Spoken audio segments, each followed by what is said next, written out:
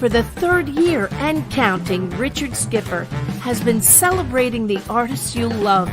Richard Skipper is all about celebrating life, art, and his guest body of work.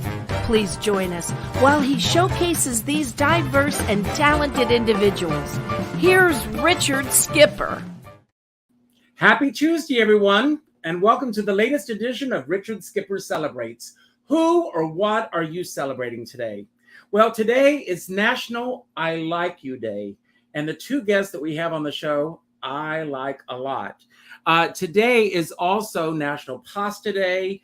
It's International Artist Day, and these are two very good artists. I want to share a couple of unusual CDs or albums that I have. This is Carol Channing and Webb Pierce. I bring this on because this was an unusual pairing, a duet album, and this is one of my favorites, and I hope our guests will actually do this song together. It's called Together Again for the Very First Time, and it's Carol Burnett and Martha Raye. Our guests tonight, of course, are SETH Sikes and Nicolas King. Both have been on this show individually. Individually, they are phenomenal entertainers. Together, it's dynamite. Don't believe me? I want you to see each of them individually, and then we will see them together. And then you will see them on the other side. I'm going to start with Nicolas King. I'm only doing this alphabetically. I want them to know that. So here he is. Once I get you up there where the air is so rarefied, we are gonna glide starry-eyed. Once I get you up there, I'll be holding you so awfully near. You might even hear all of the angels cheer, because we're together weather-wise. It's such a lovely day.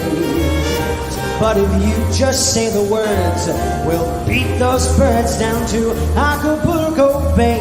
Hey, it's perfect for a flying honeymoon, I dare to say. So come on, fly with me. Come fly, let's fly. Pack up, let's fly away.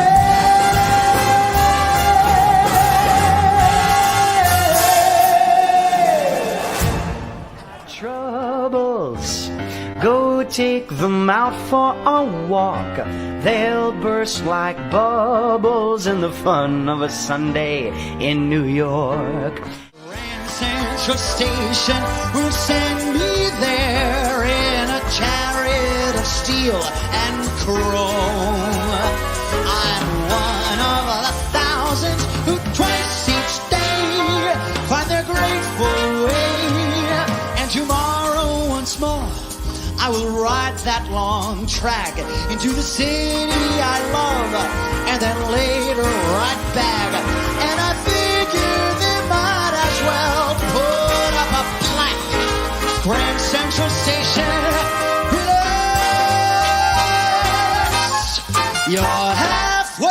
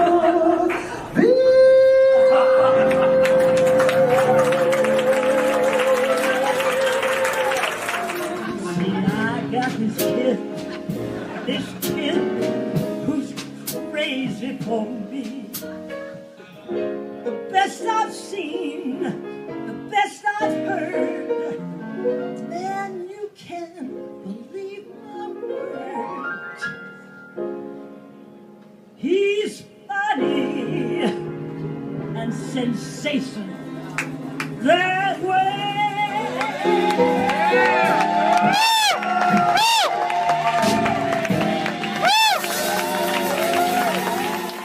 You want to find a way, find me, stay.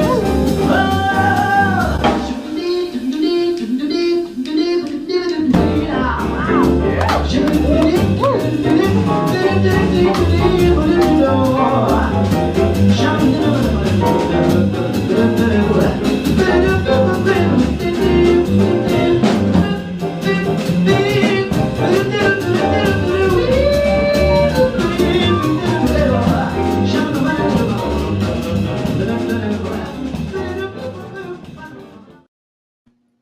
Have you had enough, as the Republicans used to say? I think not. Here's Seth Sikes. Ladies and gentlemen, please welcome to the stage, Mr. Seth Sikes! Happy days are here again, the skies above are clear again, so let's sing a song of cheer again. Happy days are here again. Okay. Forget your troubles, come on, get happy. Let's sing sideways. So hallelujah, come on, get happy. Get ready for the judgment day.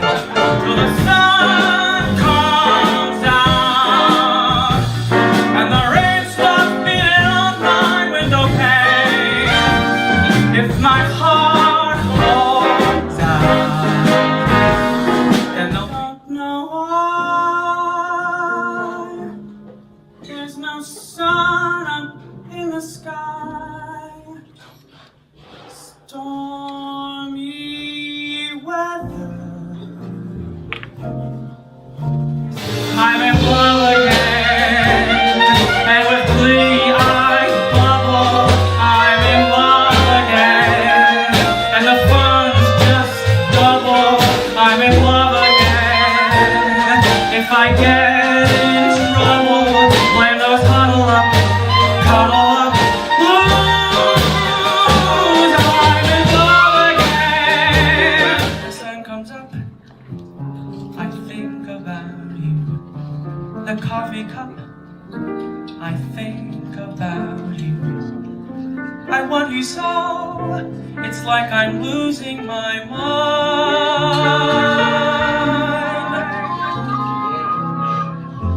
The morning ends, I think about you.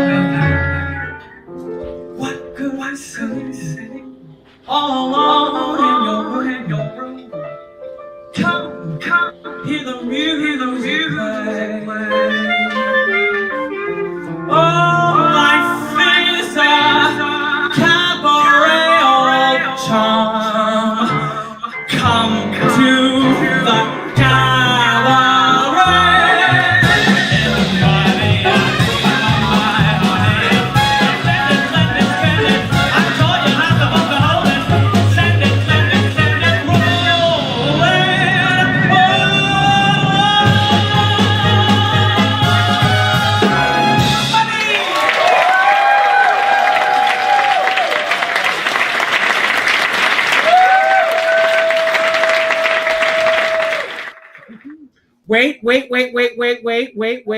I want more. And here they are.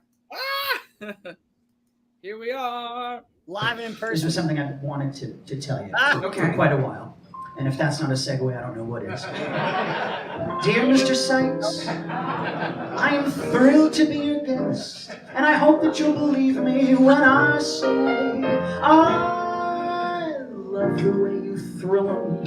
When you sing, you really kill 'em. Every time you do a Judy Garland show. Yes, it's swell to sing some songs with you here at lovely 54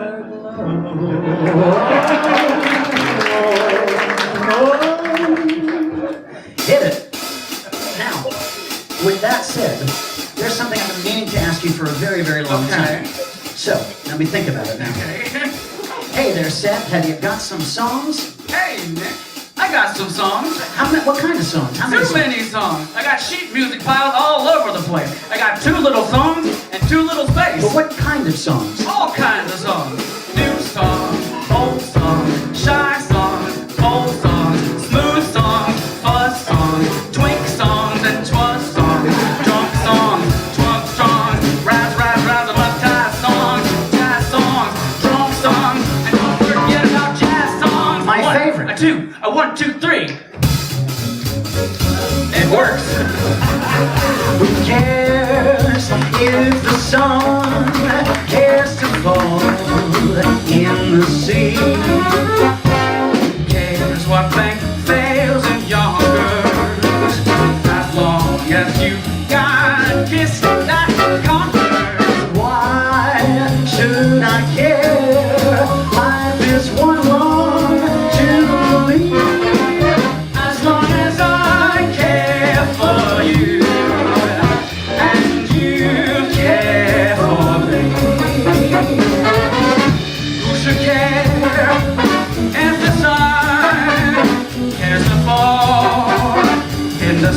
Who cares about a bank that fails at Yonkers? As long as you have got a kiss that's bonkers. Why should I care? Life is one long jubilee. As long as I care for you, and you care, baby.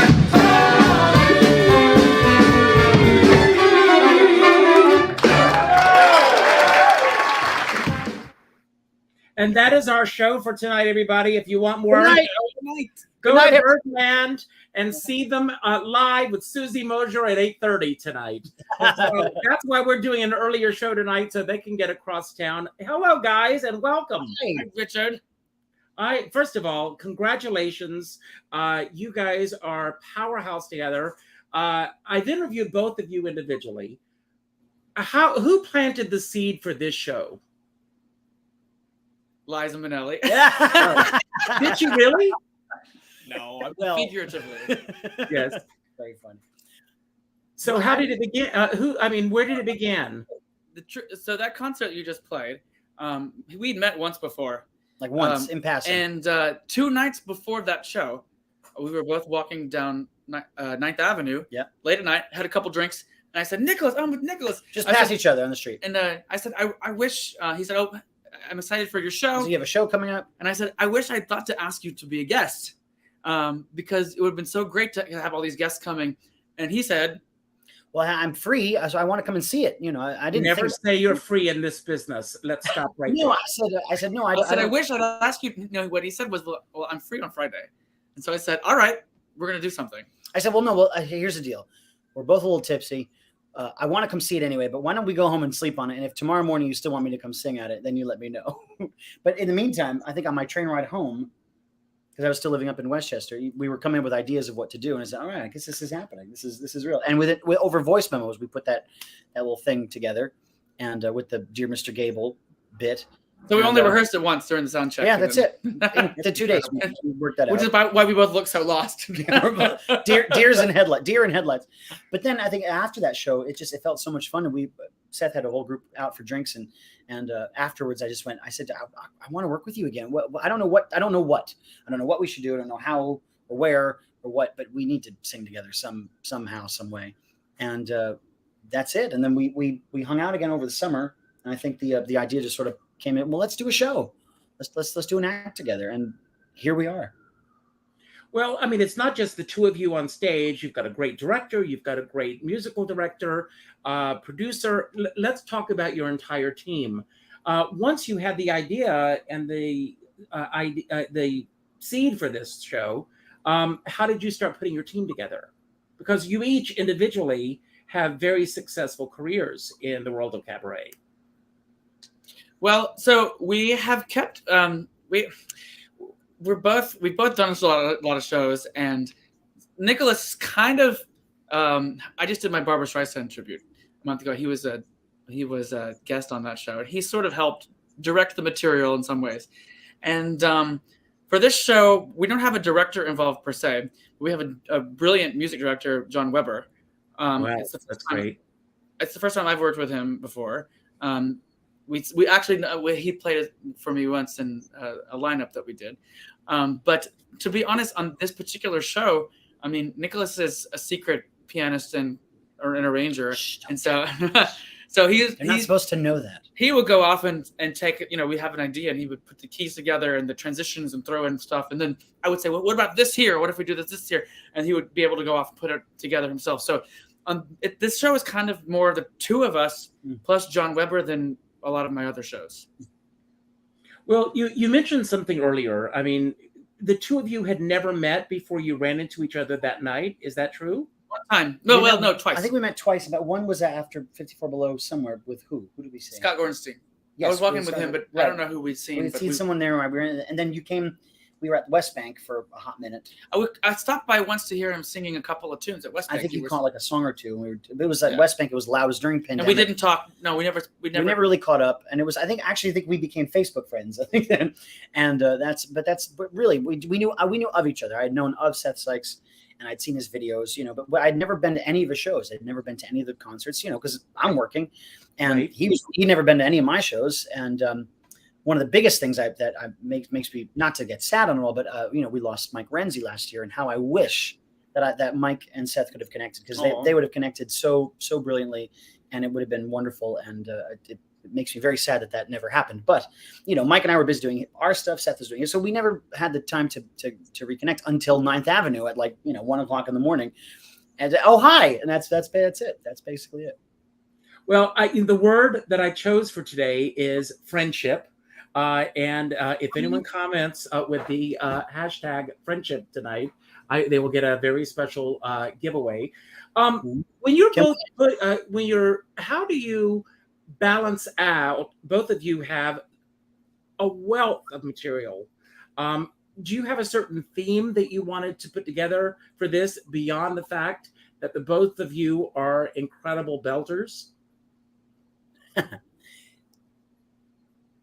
Well, I think one of the things that we have in common that we learned very early on was that we listened to all the same music. We knew all the same references, the same artists, the same singers, the same albums, the same concerts. We knew all the same references from everything. We both basically grew up, most kids grew up on like Barney and Sesame Street. We grew up on Liza Minnelli live at Radio City, which is why when you ask who's responsible, it's, that's kind of where that began, because that's what the foundation. And Judy at Carnegie Hall and all those albums that we know inside and out. And it seemed like such an obvious choice to do something that we have in common, which is respect for and love, really, for the great showmen and showwomen of times gone by that have shaped us. Whether we got to know them or not, these people have shaped our lives, and we wanted to sort of pay tribute to them while still doing our own stuff. Yeah, and the title is a reference to when Judy and Ethel and Richard knows. Look at his. George. Yes. I said Barbara and Ethel were both on Judy Garland show, and Ethel, they referred to Barbara as the new belter, and so I just thought that was hilarious. But we're not going to be belting the entire night. Thank God. Full disclosure. Well, it would be okay if you did. I want to just say that. But when you got when you put the show together, and you announced that you were doing this show, I am sure that immediately people wanted to book the show. Am I correct?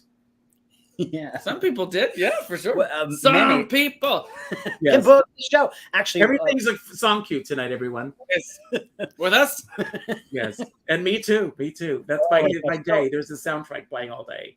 We put out the announcement, and we got about, I think, 7 bookings within the next couple of weeks across the country. So it turned in from like a one night only at the Green Room 42 this coming Saturday to now we're going on tour next week, which is crazy. And I was like, I've never been on a tour before. It's like vaudeville, Well, you're going to be at the Wick. I know that you're going to be at the Wick Theater in Florida. You're also going to be at Vitello's in LA. I will bring up the poster. We'll talk about some of the other venues that you're going to be performing in. And for you, Seth, I'll start with you. Which of these venues are new to you? All of them. All of them. Wow. Well, literally all of them. I mean, I did play Green Room 42 once here, Okay. but these are all new to me, and thanks to Nicolas's amazing connections. And Nicolas, are any of these new to you? Yes, I've never played Gatsby's in Las Vegas. We're excited about that. We have a wonderful band. Dave Loeb will be our musical director, who was the player on all the Disney films and every record made in LA in the 80s and 90s. He's terrific. And we've never been to Martini's in San Diego. That's brand new. Great venue, by the way. So we're very excited to play there. And also Oscars in Palm Springs. Now, I've been to Palm Springs once before. Seth has never been, but we're excited to play this venue. We tried reaching out to a few different venues out there that never returned our phone calls. So finally, that's going to change. Right. So the people at Oscars, your price goes up. We would like to have you, and we said, well, fantastic. And we are very thrilled to have Michael Orland as our musical director for Palm Springs and LA and San Diego. And you couldn't get anyone else? I know, right? Scraping the bottom of the barrel. Michael, I love Michael Orland. That's incredible. He's the best. He's wonderful. Well, So it's interesting, and I've quoted this before, but when I first started in this business, long before either one of you were even on the scene, one of the best pieces of advice that I ever got from anyone, and I give her credit for this, was from KT Sullivan. And KT said, have at least 5 musical directors that know your material, so you're never at a loss. Right. I am sure that once the condo circuit gets wind of this, that's going to be a whole new ball game for you. I see cruise ships in your future. I see all the circuit similar to the retirement home circuit. Is that in Florida? Yes, but trust me, they are the best audiences in the world because you're doing the material that they love. When the hearing aid is up, then they're wonderful. If it's off, then forget it. What did he say? Yes, but we'll talk about that after the show as well, when you've got more time to talk with me. Richard, I have to tell you, you look fantastic. You look great. It's the lighting. It's the lighting. Please. I am under a Lucille Ball gauze tonight. So thank you. But thank you for saying that. That's very nice of you. But, I have to tell you, we saw each other because I came to see you in Provincetown. And I was there the night that Sam Harris was in the audience. You actually introduced him. A photograph was taken of us after that. And I think both of us went on a diet after that night. So we both have lost the weight. So that's good. So thank you for saying that. But so you work with different musical directors. John Weber, let's start with him because he's going to be playing for you at Green Room 42. What does he bring to the table for both of you? Gosh, his brain is first his ability is next. It's otherworldly. He doesn't make any sense on paper, but his brain is. I mean, he knows every detail about everything. That's ever. True. He knows every date. He knows every birthday. This film that was released on March 18th, 1967, with the score by. I mean, he's a total savant when it comes to his trivia and his knowledge, and that's kind of cool. I think when we're trying to hone out what we want to do. It's great. Yeah, it just adds energy. I think it adds energy because that's the one thing that we lack is energy. When you're singing with a pianist, you want them to be able to sound like a full band. And we haven't rehearsed yet with we're only gonna have a trio on the show only. But John is a very special skill that you have that you can make it feel like you're the whole orchestra at once. It's a symphony. Yeah, and you feel very supported and yeah. And Michael Orland will this be the first time that either of you? I haven't only met him once. He's phenomenal. I worked with him only one time. I mean, we've been friends for a very long time, but I worked with him once out in San Francisco. So I've known him for a long time. And when we thought about California, he was the first person to come to mind. And I thought, oh my goodness, it'd be a great opportunity, to get to work with him because we've always talked about working together, and we never really had. And I thought, well, this would be perfect, And he's a fan of Seth's, and it was just an easy. I said, hey, Seth and I are doing a show. Would you be interested? And he went, I'm there. Give me the dates. If I'm there, I'm there. And in Florida, when we play the Wick, we've got Billy Stritch with us. So we've got who? Lane's nephew. No, we've got Bill because I've known Billy since I'm 10, 11 years old. So he responded straight away and said, yes, of course, we'll make it happen. So we've got a private party that we're doing down there with Billy and Seth and I, and then we're doing the public gig at the Wick on December 6th. And then we just got booked. It's not on the poster, but on December. Ow. Sorry, I just got my COVID booster. I know his booster. I know. I saw your photo with that. Liza with a V. Vax. Yes. We're playing at Club Buffet in Boston on December 22nd. So that's another added date to that to this little tour. So Seth, I want to talk to you for just a moment because you have done these incredible videos, Fire Island and Rehoboth Beach and elsewhere. Are the two of you going to do something together? It's a very funny question. The timing is very interesting. You mention it. Yes. We have a little idea, a seedling of an idea. But he wants to do it before the concert on Saturday, and I keep saying, I think you're crazy. I am crazy, but I think. Stay tuned. Well, can we have an exclusive right here? I don't know if I remember the words. Well, fun fact: we did record an audio, so now the only thing left to do is actually record the actual video. It's I'd never even seen it. It's a very obscure, niche Candor Neb special material kind of song that I would say. I'll just give you a hint that Liza was involved. Yeah, naturally. What's the song? Can you I don't tell know. us? What's that? Can you tell us what the song is?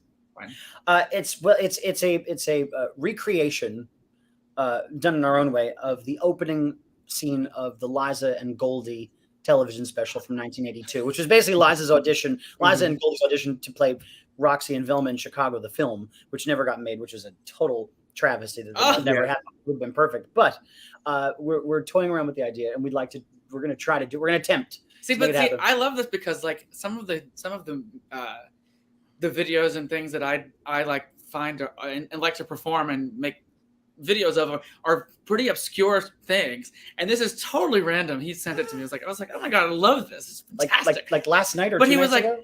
but I was like, we don't have time to make this before our concert on Saturday. And yet we just recorded it, so we'll see. Both of you do. But do you know this song, Together Again, for the first time? Yes, I have that album. I love that album. I think the two of you should learn that song. I think it would be a great opening song for both of you. I didn't even think about it. And I love that record. It's a terrific album. And no, I love that both Martha and Carol are singing on it. There's no shtick. And for anyone who wants to hear Carol and Martha just sing their faces off, it is such a good album. It's never been digitized, to my knowledge. And so if they can find the LP, go get it. Because I when you held that up, I got so excited. It's so funny because I've heard that song probably once before, but I don't know the song, and it keeps coming up. Like people keep mentioning it, or I don't know. It's come up several times lately. But I was an assistant to the music department on Young Frankenstein, the musical, and there's a song in that called "Together Again" for the first time. And so every time I hear it, I want, and it's a really good song, Mel Brooks song too. Mel Brooks and Clint Kelly. And I sort of want us to sing that too, but the next show. Together again for the first time. We've only met in a dream. Up until now, it's been the worst time. I don't know. So how does this song go? Sing it for me, boys. I don't know. I want Nicolas to sing it. No, I don't know it. I've only heard it a couple times. I don't know well enough, but I'll send you the recording, Seth. But I want to give a shout out to Frank Saletti, who's watching. And Frank Saletti, he sent me today a Hirschfeld clock, Carol Channing clock that he just got in an estate sale. So Frank had arrived today intact. So thank you very much for that. So I have one. Hi, Frank. We'll get a Liza and a Judy clock for each of you. And so Liza up here. Look, if you just look up just a little bit, they're both there, actually. Well, of course they are. Why wouldn't they be there? Why wouldn't they be there? And look, Barbara's right there, actually. Yes. Looking over your shoulders. So, this music, I love this music. It resonates so deeply with me. And I know, Nicolas, that you practically grew up with this music. Seth, you came into the business a little later in your life, but you have made this music for both of you, your life's work. Why is that? Well, gosh, I mean, a singer sings, right? I mean, that's the essence of it. A singer has to sing, and a singer sings the songs that make them feel good and inspire them. And these have always been the kinds of songs I've liked. I don't like music. I don't respond very often to music after Sondheim. It's just not really my thing. And I find that these old songs that we do, that we both attracted to, the craft that went into writing them seems to be so much more of a higher quality than some of the pop music that's poured out today, which, I can pop along. I love Ariana Grande, and, of course. But I love, but I love that these songs have a craft to them. And, they mean something. I mean, they tell stories, because a lot of these songs that we sing from the Great American Songbook are like most of them come from Broadway shows. So they're usually used in the show to advance a plot line. So they do have a beginning, a middle, and an end. They've got a story, a full story. And I think when you compare it to what's out today, which is just like a repetitive maybe phrase that just gets repeated over and over again to a beat. Yeah, it's fun to dance to, and who doesn't love to go to a bar and dance and whatever? All that's great. But I love Mariah. Come on, it's all great stuff. But you know, Beyonce. but when you want to get to like the meat of stuff and something that maybe can say something better in a way that you maybe can't, or express an emotion maybe you can't, you know, and that's why I think Sondheim is a perfect example, because he gets into the marrow of a subject, or into the inner workings of an emotion, and says it in a way that no one else can get to. And you know, it speaks to me. It speaks to you, you know. And I think it became, I don't know, it just was such a no-brainer. I remember like we both had a similar experience on the playground, in school. I'd be like, who were you singing? I got rhythm, I got music, I got my man. And I was singing Swanee. I was getting on my knee and go Swan. I'm like on the whole thing, Mammy, Rockabye. Like we were singing the same stuff. You know, at least the songs I was singing weren't problematic. Right. Thank you. At least you had that. But you know, so I think we've always sort of been that way. And what was I going to say? So I want to ask each of you, and we're going to exclude the famous Judy Garland, Barbra Streisand, "Get Happy, Happy Days" duet. Beyond that, Seth, what is your favorite duet when two people have come together that you have actually been absolutely blown away by that duet? Oh man. Well, the second thing that comes to mind is the "Hooray for Love" medley with Judy and Barbara. Well, and God, duet. Oh, actually, you know, who is it? It's, Porgy and Bess. Oh, Vic Damone. And it all comes back. It's always Judy for me. So, Judy and Vic Damone did. Vic Damone, absolutely. Did this incredible thing of Porgy and Bess on the Judy Garland show, which is a whole medley of tunes from it, and it's just the most goosebumps. It's just the most incredible thing. I made him watch it many times. Oh my gosh, goosebumps! I don't know. And then my favorite is the Peggy Lee with the two of them. Yeah. What about you, Nicholas? What are the songs in that medley? What is it? It's a men medley, isn't it? I like Men. I like Men. Yeah. Men medley. It's great. But once again, back to Judy. Yes, of course. And you, Nicholas? Oh, well, if we're sticking in this genre, I would say one of the things that just gets me completely, because I love the way it's written, I love everything about it, is Liza did a concert with Charles Aznavour in 1992 in Paris, and it was arranged by Billy Stritch, and they did a Great American Songbook medley, and it's just one hit after another. "Our Love Is Here to Stay," "I've Grown Accustomed to Her Face," "Dream," "These Foolish Things." It's some of the greatest songs I've ever written, and it ends with a Charles Aznavour song, "There's a Time," you know, and they do it half in French and half in English, and then they overlay. I think it had to be Billy's idea, because he's a genius like that, to put "There's a Time" over "New York, New York" as the bows. Da da da da da da da da da da da, you know, and it's like a 16-minute moment of pow. And if it's up on YouTube, anyone go watch it. I think it's just called The Medley, because there's no name for it, but it's Charles Aznavour and Liza Minnelli, and I think it's 16 minutes of just bliss. I don't think, and if we're gonna go, you know, even further, we watched this the other night. Liza, Frank, and Sammy. Now that's a trio, yes, but it's a similar idea. Big event. 20 minutes, the ultimate event, where they just do 20 minutes of their hits, and they're playing off each other, and just the love on stage, more than the music. The music is phenomenal, but it's the love that they have for each other and the respect that they have on each other. It's amazing. On stage, you know, you can tell they love everything that each one is doing. They're playing off each other, and they just respect each other so much, and it's a joy to watch. Well, we're gonna have there's a duet from the Judy Garland show, which we haven't mentioned, that we might be doing in our show, but we're not going to say what it is. You have to come see the show if you want to see the medley. That's true. Duet. That's true. That's all you get. A very well-known medley. Is it one that we referred to tonight? Nope, it's not one of the ones we just talked about. It's not Happy Days. I can tell you. We're not doing that one. Absolutely. We've done that all over town for free. At every piano bar in town. We're not doing it for a cover charge. No way. So I'm going to have a little fun with both of you guys. I've got some random questions that were just for the fun of it. And like I said, we're going to do this. Since we started tonight with Nicholas alphabetically, I'll start with you, Seth. So you get to pick a number, 1 or 2, and it's a random question. And then I will ask Nicholas the next question. I'm going to say 1. Okay. And the question is, what's your dream car? Do you drive? Only when I have to. I don't know cars at all. So like, okay, I can see him on a tractor singing "Howdy Neighbor." What? Oh, yeah. Okay. So I would say, I was going to say just a private, BMW chauffeur all the time. But Yes, of course. And but why if you not? want a tractor was fine. To do Howdy Neighbor. Howdy neighbor. Nicholas, the next question. This is a statement, actually. Pay it forward. If you were to share this show tonight with someone that you say you have to see this interview, who is that person that you feel has to see this interview tonight? Everybody. I think everyone should see this interview because you're one of the best interviewers around. Well, thank you. Then you share this with the world.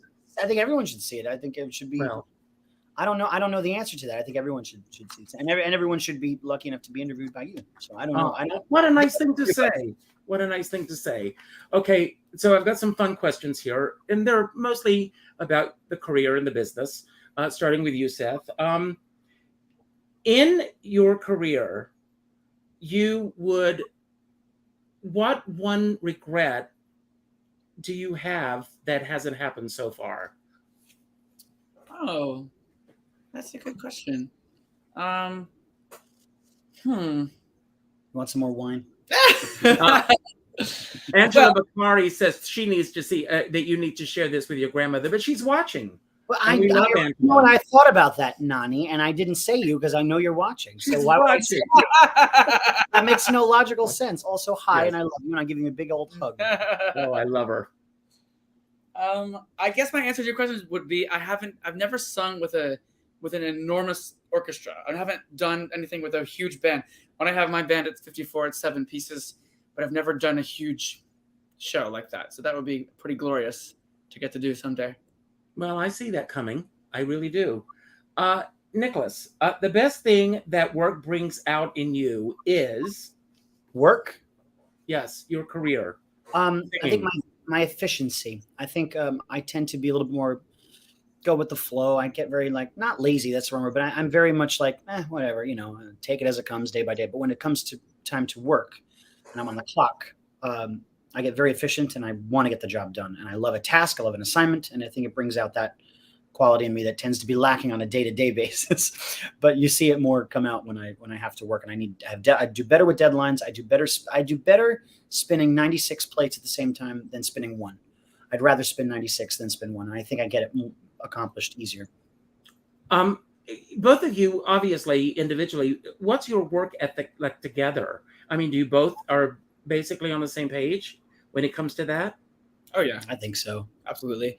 I think that was the first thing actually that I really admired about him over the voice memos, over the phone, trying to come up with the Judy thing, was oh my gosh, the way he works, the way his brain works, it's very similar to how I tend to operate, and it just felt so easy. It was finally someone that I can actually. I told him this, and I've said this before. The only time I felt this before, this sort of work ethic chemistry, was with Mike Renzi, who we spoke the same language, and getting to work with Seth has been basically a very similar experience of lightning bolt ideas and sparks and this and that. We'll do this, and Seth has terrific instincts, and so I trust him very, very much because he's got great natural instincts, and so the work ethic I think just comes very. The work ethic is great when it comes to the creation of the show. I have other jobs that I have to. I don't have as much time as him, so sometimes I don't know the lyrics as well as I need to. But no, when we'll get a teleprompter. No, it really happens very naturally when we come up with an idea. He'll come up with something, and I'll say, "How about yes?" It's perfect. Yeah, it's perfect. It's fun. Well, Howard Tucker has a comment, and I want to second this comment. I totally agree with him. He said Nicholas loved your duet with Norm Lewis. What a wonderful world. Thank you. I absolutely, it's just a glorious recording. So congratulations on that. Seth, finish the statement. I go to work to finish the statement. Entertain. And you succeed. Okay, Nick. I love that money in this business helps me to finish. Money? Did you say money in this business? Yes. Yeah. I think you read that wrong. I think you read that very, very wrong. I know, but we do it for the love of it. Me bar money. to go to see shows and to have a glass of wine or a cocktail. And no, I'm kidding. I mean, it depends. We're talking cabaret. We're talking about concerts. No, I don't. I mean, I do wish that. I know exactly what you're talking about. Kathleen Hartberg is here, and she says she can't wait to see you both on Saturday. Yay! Can't wait for you to come and see it. Yes, Seth. The people I enjoy working with the most are smart. Well, Nicholas. Yeah, I think I'd actually say the same thing. Smarter than me, I would even say. The people I enjoy working with the most are smart, much smarter than I could ever be.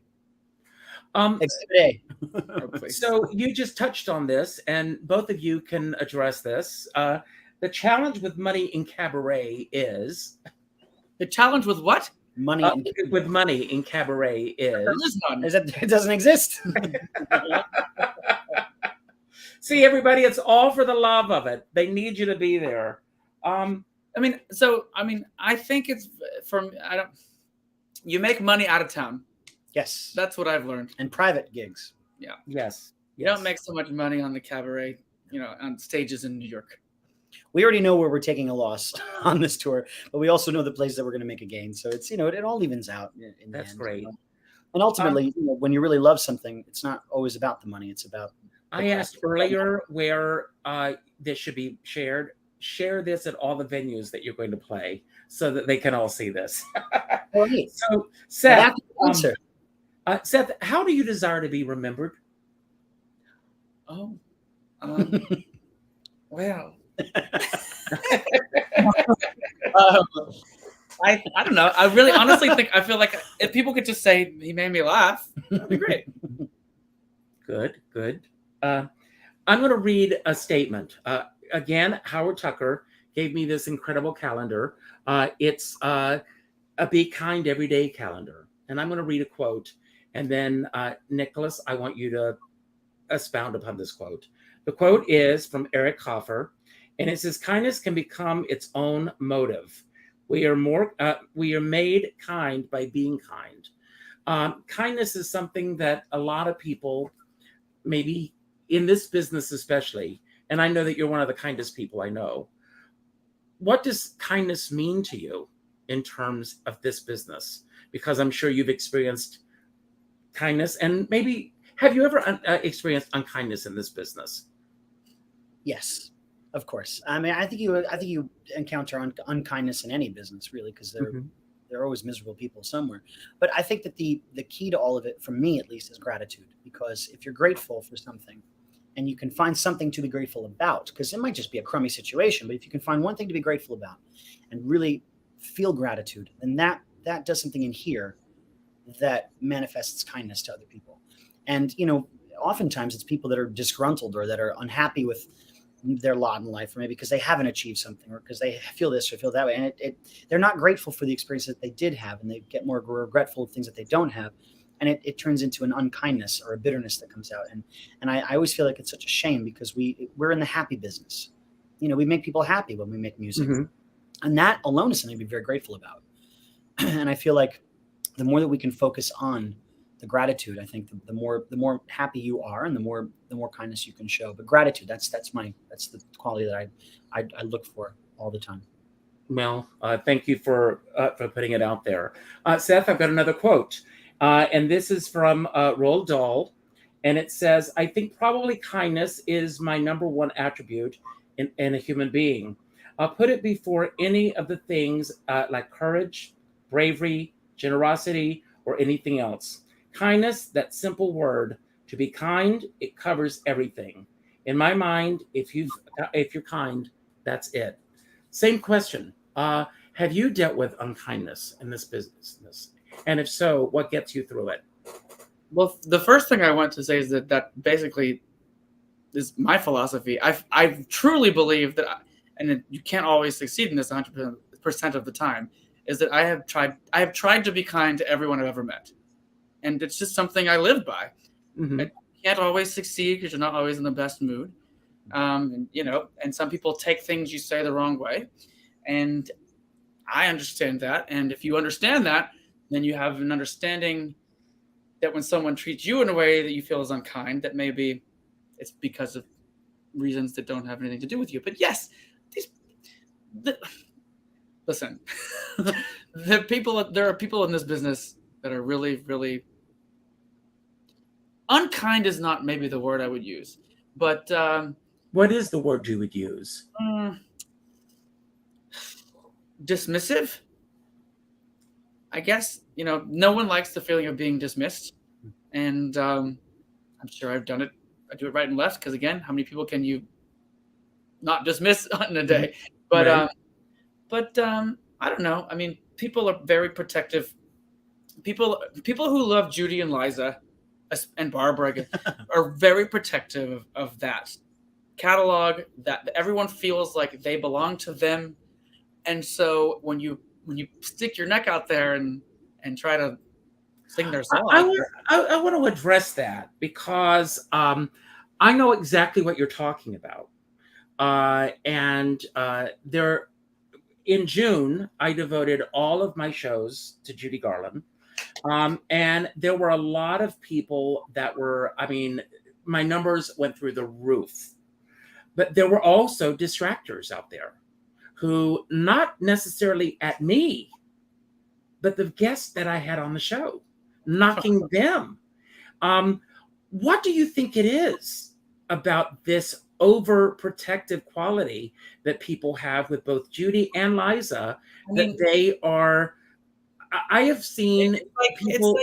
It's like when people, insult your mother or something. You're like, don't talk about my mama that way. I mean, people feel so surely that they belong to them and they love her or them the most, that if they see that someone else is, feels like they love her more, then they get jealous or something. It's a protective thing, and it's almost crazy to describe because it's almost religious.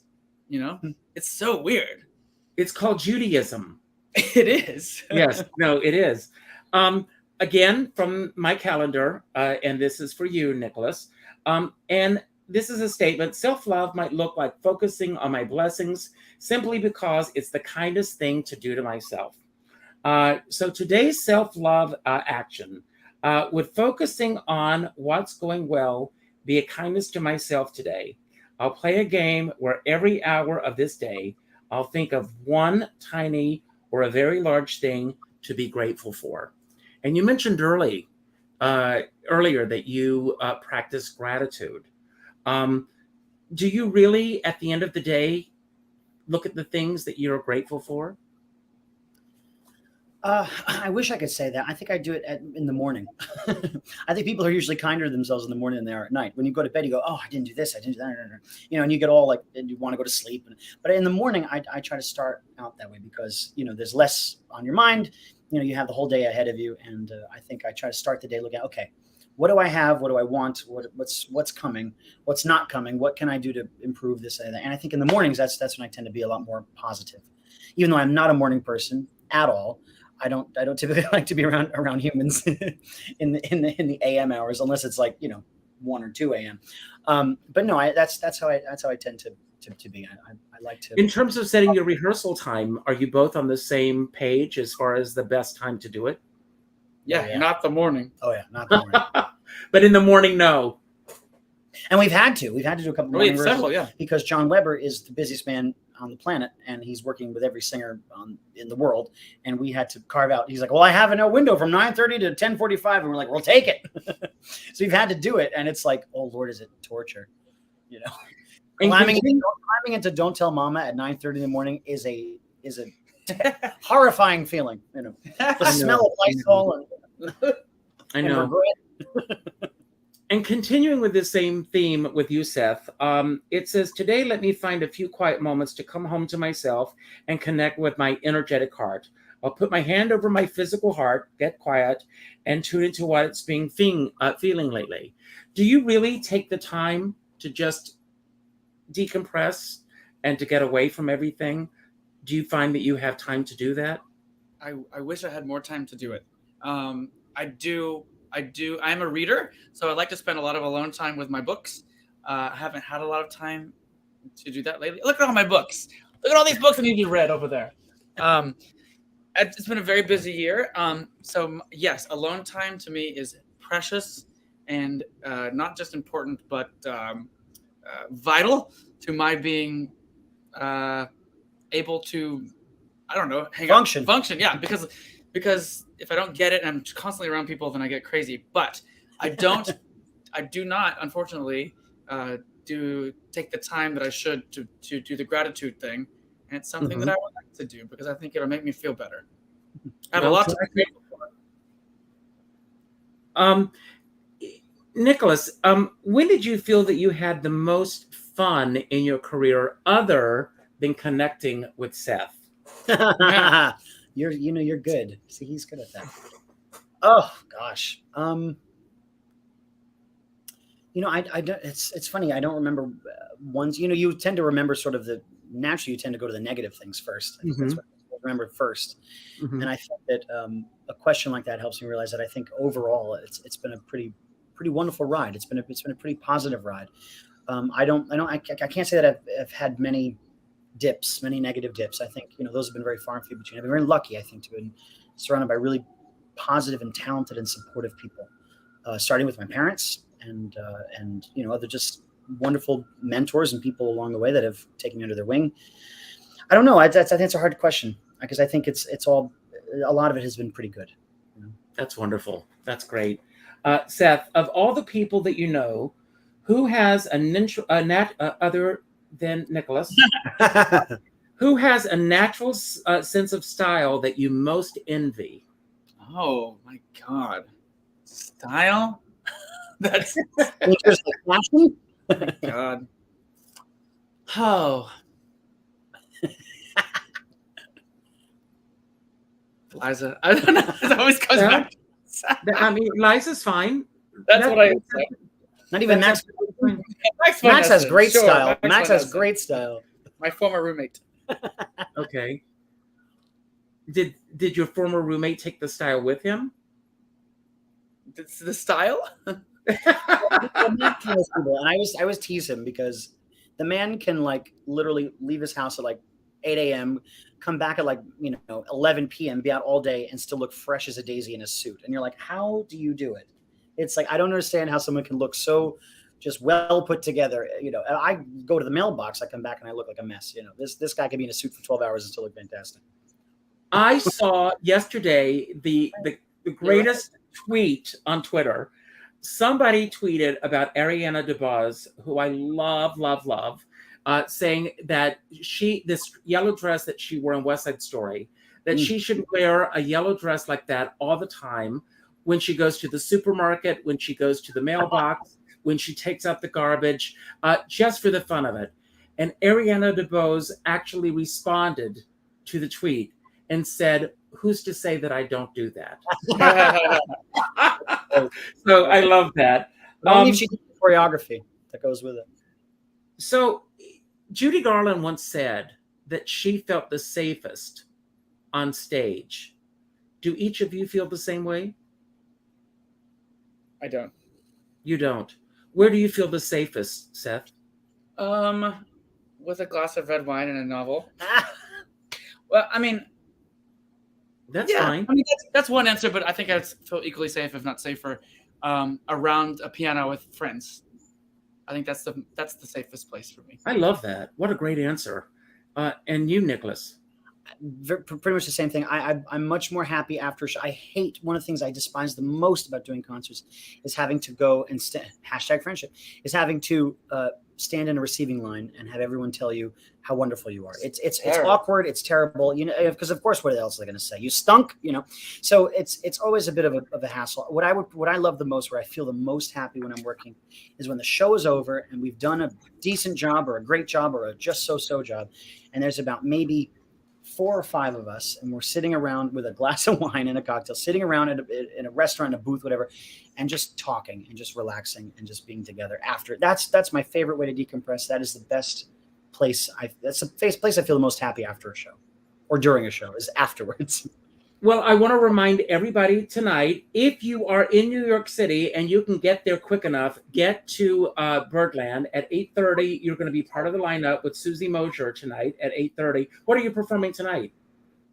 a song You from our can't- show. You can't tell us what it is? Oh, tell me who sure, wrote we it. can tell you. It's a Johnny Mercer, Bobby Darin duet called "Two of a Kind," because I love it. naturally, because once we started getting to know each other, we went, "Oh gosh, we are two of a kind. We're cut from the same cloth." So the song, But with a seemed very quite- special twist. It's a little twist. We have some specialty lyrics, and we have a little section in the middle of some other songs we threw in there. It's a little medley, if you will. Are you going to film it tonight? Oh, I don't know. Somebody, Could not be. professionally, but someone Yes, probably. Okay. Well, somebody send it to me. Before we do my giveaway for tonight, I want to ask each of you, like I said, the word friendship. What does friendship mean to each of you in this business? And I'll start with you, Seth. It means everything. I would not be here even close to what I've done if it weren't for my friends. I mean, whether it be doing an arrangement for me for little money, or for letting me use their apartment to rehearse, or also it's all about friendship. It would never happen. I would never have been able to have a career in cabaret if it weren't for all the friends I met along the way and the 15 years I lived here before I started singing again, or 14 or 13 years. Yeah, it's all about friendships. And if you don't feel like they're a friend, let them go. Why work with someone if they're not also a friend? Absolutely. And you, Nicholas? I think it's the only thing to have. I mean, I don't believe in competition. I think that there's room for everybody. Everyone has something special, and I think the minute that someone starts pushing you away or starts trying to categorize you, move you away, or not show you support, something's off. And I don't believe in that. I believe in supporting everybody. I think every single performer in this community or otherwise has something to offer, and if you can be friends with them. I think you were probably the last one that I try to go see as many young male crooners as possible. I think you were the last one that I ever got to see, because I think it's important to support each other. You have to be there for each other. I think there's nothing more important than that. You're the best friends anybody ever had. Friendship, just a perfect blendship. Other friendships have been forget. Ours will still be great. You're the best friends anybody ever had. And it's funny, but I feel as if I've known you all the time. Let's do a giveaway. I love this. I love both of you guys so much. Thank you for doing tonight's show. And let's see who our winner is going to be tonight. Thank you all for being here. Oh my God, I just love you. And Pico. And Pico is, he supports the show. He sends contributions to the show. Thank you. And do me a favor. Give me a call in an hour and a half. Give me 90 minutes. I need that time to get the word out about tonight's show. But call me later and let's talk. You promise? We're going to talk tonight. So I'm going to I am going to have my closing comments for tonight. And then I'm going to leave the screen and you both have the closing comments. It can be about anything we talked about tonight that you want to build upon, anything that we didn't talk about that you wish we had, or just any final message you want to leave everyone with. As I said, the word that I picked tonight was friendship. And friendships, they are both on the money when they say this. Without friendships, there's nothing in this business. And I have been very, very fortunate with the friends that I've made along the way, the ones that show up night after night after night, the ones who lift me up, and even those who were not there physically or mentally or spiritually for me. I know where you are. And I thank you all for being here. Yesterday, my sister called me to tell me about the passing of Leslie Jordan. And I only got the chance to meet Leslie once. I regret the fact that I never got that interview and I never got a chance to really spend a lot of time with him. But we did spend an afternoon together one time, Michelle Lee, Leslie Jordan, and myself. I've never laughed so much in my life. My sides were splitting. Did you both ever get a chance to meet him? Sadly, I never got a chance to meet him, and I don't want to interrupt your story too much, but his death really affected me yesterday almost in a bigger way than Angela Lansbury last week. It was really hard for me, but sadly I didn't get to meet him. I am tangentially related to him through the family, but I never got to meet him. Not through my genetic. Well, I agree with you. It affected me in such a strong way because of the randomness of his passing. And of course, I called Danny, my husband, the moment my sister called me. And the first thing Danny said to me was, had he been sick for a while?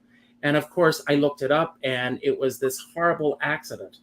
I bring this up. I don't want to end the show on a morbid note, but I use this because thank God for the gifts that he gave to the world and that he will continue to give. Thank God for film.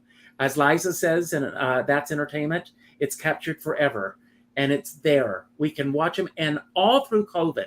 He got us through COVID with all of his videos and his Instagrams and everything.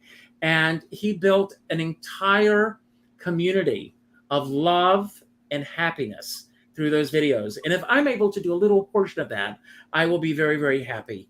But I say this because at the end of every show, I always say to go out and do something nice for somebody else without expecting anything in return. Go to your Facebook friends list and reach out to the fifth name that pops up and reach out with a phone call. Seth and Nicolas, I want you to do the same thing. Reach out with a phone call and let that person know what they mean to you, because we're not promised tomorrow. You don't know what tomorrow's going to bring any of us. So all this outpouring of love that is happening on social media today, it would have been nice if that same outpouring of love was in existence 5 weeks ago, so that he could have seen how much he meant to the world. And that's my ask of all of you tonight. As my dear friend Sean Moniger always says, we're all in this together, but we're not in the same boat. You never know what someone else is going through right now. But I always say, if you're going to go out in a boat, make sure you bring a skipper along. So I'm going to leave the screen, and Seth and Nicolas, it's all yours. And when you say goodbye, the final credits will roll. And have a great performance tonight. I wish I could be there. Thanks a lot, and all good things. It's all yours. And a 5, 6, 7, 8. No, I just want to say that the fact that you do this so often and champion so many people and singers and performers, I think Richard is very meaningful, and clearly it comes from the heart. And you are one of a kind, and thank you. Thanks for having us. Thanks for having us. And thanks to everybody who supports Richard week after week. And we hope that you continue to support him. And Richard's, it's a cycle. It's a cycle. That's what it is. That's what it's all about. And we hope to continue the cycle. We hope you come see us, and we hope that we can share some love with you at our shows. If you're in any one of the towns or in all the towns that we'll be in, we'd love to see you. We appreciate your lovely comments and your kindness and your support. And how can we sing them off? I don't know. What do you want to do? What's a good goodbye song that I will know? Well, what's our It's very clear. Our love is here to stay. Not for a year, but ever and a day. In time, the Rockies may crumble, Gibraltar may tumble. They're only made of clay, but our love is here to stay. Not Tuesday, but it is Tuesday. Thanks, everybody. Thanks, Richard.